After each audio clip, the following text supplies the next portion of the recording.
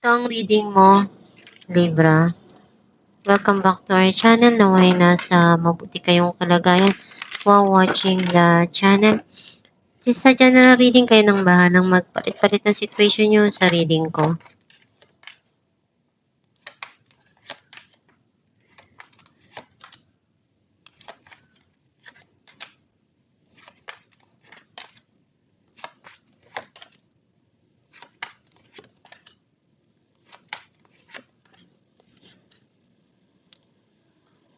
At the bottom of the deck,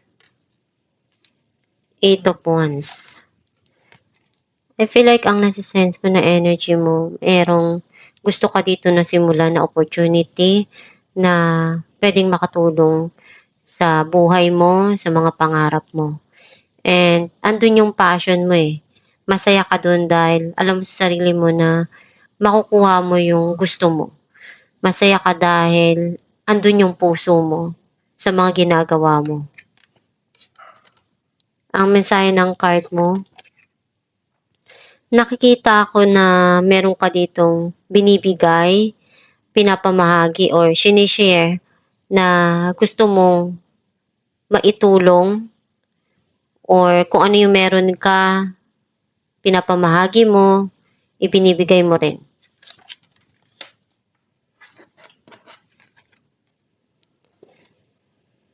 Nakita ko na meron ka ditong gustong itama, ayusin, pagdesisyonan.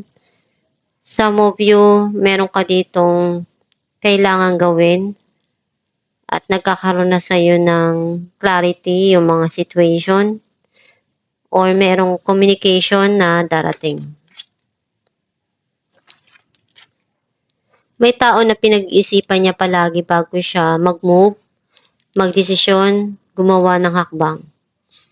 Some of you nagkakaroon ng magandang pasok ng income, ng trabaho, and nag-grow kung ano yung pinaghirapan mo.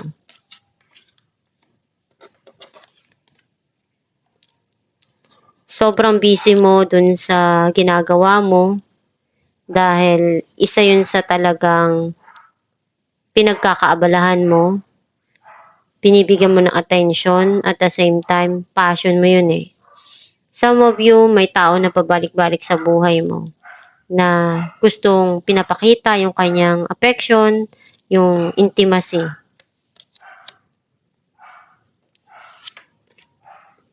May parating dito na happiness and joy para sa'yo.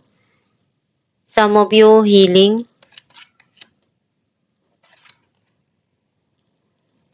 May gustong tao na ipakita kung ano yung kaya niyang maitulong, maibigay sa'yo. Some of you, andun yung pagsusumikap mo na kumayod, magtrabaho para mapalago yung income, mag-grow yung financial, at maging stable yung income.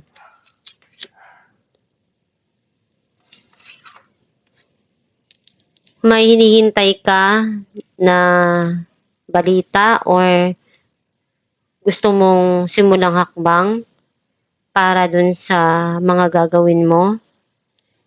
And iniisip mo kung ano yung pwedeng makatulong para makapagsimula ka.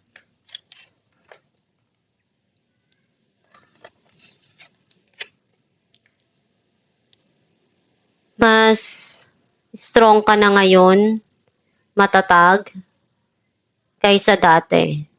Marami kang pagsubok na pinagdaanan na sobrang nakaya mo yon, nalagpasan mo. At mas matatag ka na ngayon. Clarify natin ang 6 of Pentacles, the Magician, and the Emperor.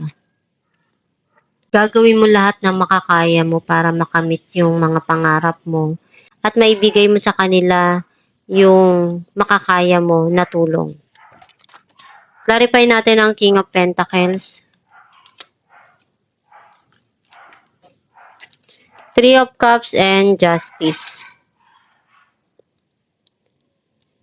Meron ditong pag-uusap or pagkikita na mangyayari.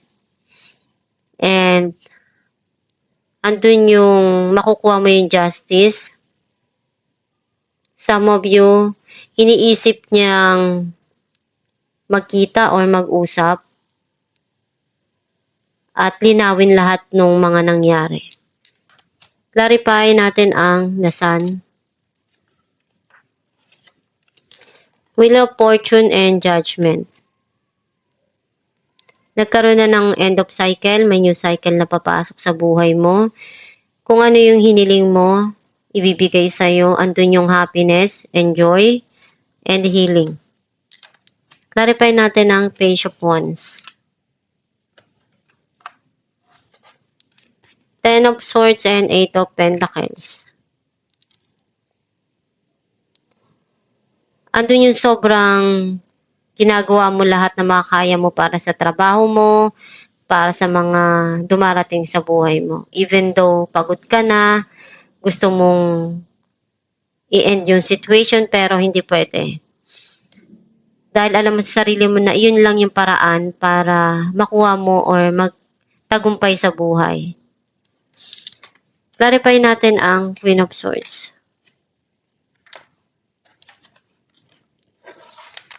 Queen of Wands and the Devil. Nakita ko na andun yung gagawin mo yung lahat para magtagumpay sa buhay. At alam mo naman kung ano yung dapat gawin. Alam mo rin kung ano yung tama dun sa mga situation.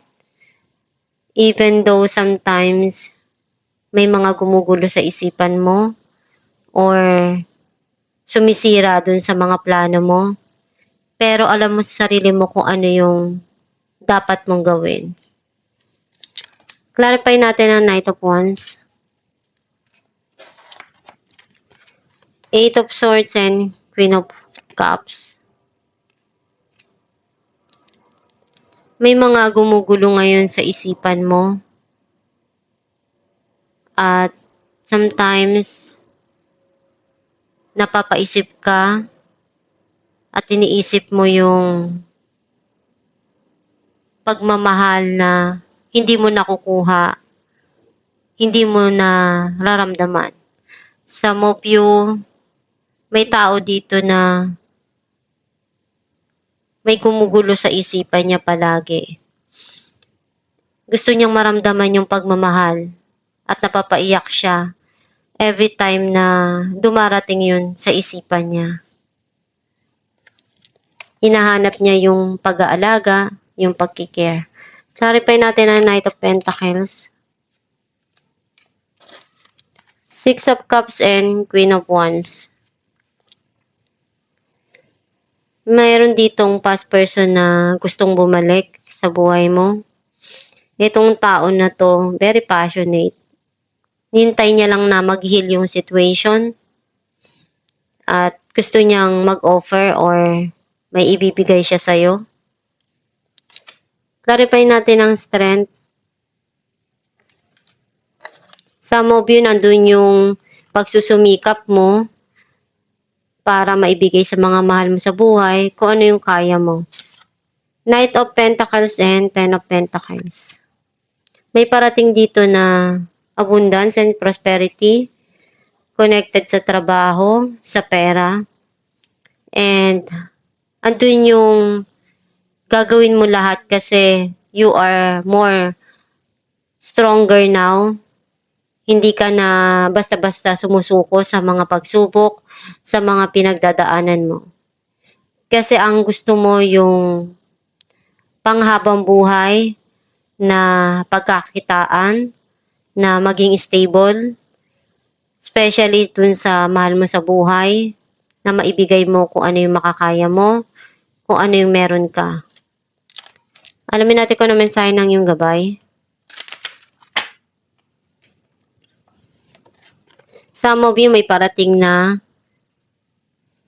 financial stability dito. Life purpose.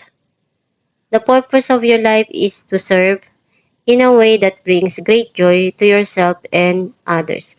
Don't worry about finding your purpose Instead, focus upon serving a purpose and then your purpose will serve you.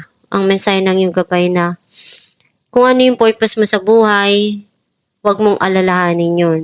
Basta gawin mo lang kung ano yung magpapasaya sa iyong puso, yun yung trabahuin mo, yun yung bigyan mo ng attention, at pagsumikapan mo. At the same time, magdasal ka palagi para magabayan ka at ihiling mo kung ano yung mga kailangan mo at gusto mong matupad sa buhay. And kung ano yung sa tingin mo nagpapasaya sa puso mo, gawin mo yon, ipagpatuloy mo, at dun mo makikita kung ano ba talaga yung purpose mo dito sa mundo. As long na masaya ka dun sa mga ginagawa mo, ipagpatuloy mo lang yun. Gawin mo lang palagi yung makakaya mo sa mga situation na dumarating sa buhay mo. At itong yung reading Libra, kung nakaresonate ka, kindly comment down below. Thank you for watching.